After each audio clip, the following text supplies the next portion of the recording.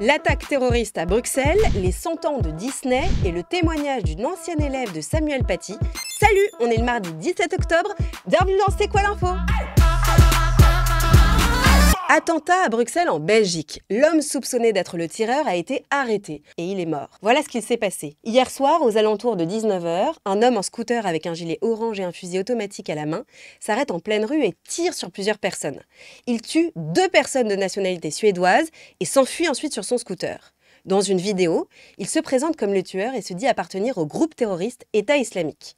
Au même moment, un match de foot se tient entre la Belgique et la Suède à 5 km du lieu de l'attaque.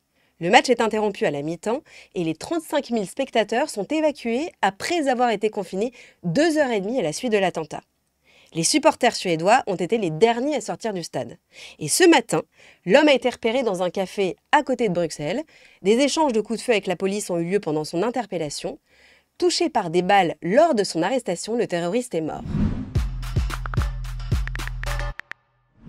Et si c'était arrivé à votre professeur? Samuel Paty a été tué après avoir montré des caricatures du prophète Mahomet à ses élèves. Le 5 octobre 2020, à Conflans-Sainte-Honorine dans les Yvelines, ce professeur d'histoire-géographie illustre son cours sur la liberté de la presse avec 2 caricatures du journal Charlie Hebdo sur le prophète Mahomet. Une élève de 4e pourtant absente ce jour-là raconte à ses parents le cours auquel elle n'a pas assisté. 2 jours plus tard, le père de cet élève publie une vidéo sur Facebook dans laquelle il critique les méthodes d'enseignement de ce professeur. Ma fille, elle a été choquée suite au comportement de son prof. La vidéo est vue plus de 13 000 fois en une semaine et des milliers de commentaires appellent à la haine et à l'exclusion du professeur. Le 16 octobre 2020, à quelques mètres du collège où il enseignait, Samuel Paty est assassiné par un terroriste islamiste. 1 an après cet attentat, des journalistes sont retournés sur les lieux au collège du Bois d'Aulne pour interroger les élèves et les enseignants.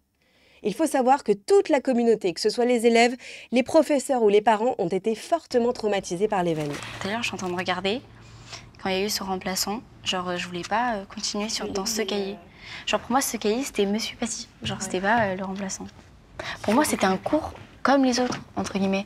Genre jamais je me serais dit, ça va t'arriver Nelly, genre jamais je me serais dit, ton prof va se faire décapiter.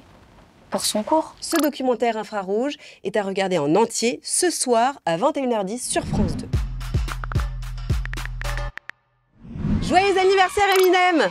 Eh oui, il fête aujourd'hui ses 51 ans. Please stand up, please stand up, please stand up. Pour la petite histoire, c'est à l'âge de 13 ans, alors qu'il est isolé et enfermé sur lui-même, qu'il commence à écrire ses premiers textes de rap. Il a bien fait de s'écouter. Depuis, il fait partie des 3 rappeurs les plus écoutés de 2023 sur Spotify.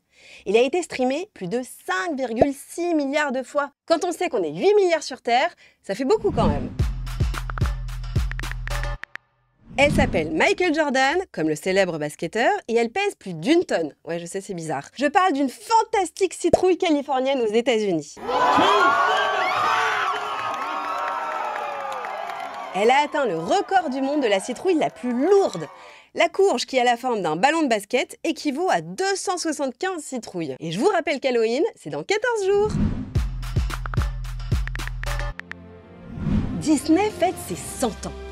Enfin une bonne nouvelle. Ça fait 1 siècle de dessins animés, de personnages auxquels on s'est tous attachés, de princesses auxquelles on a eu envie de ressembler, 100 ans de paillettes dans les yeux. L'occasion pour moi de vous dévoiler ma passion pour ce film.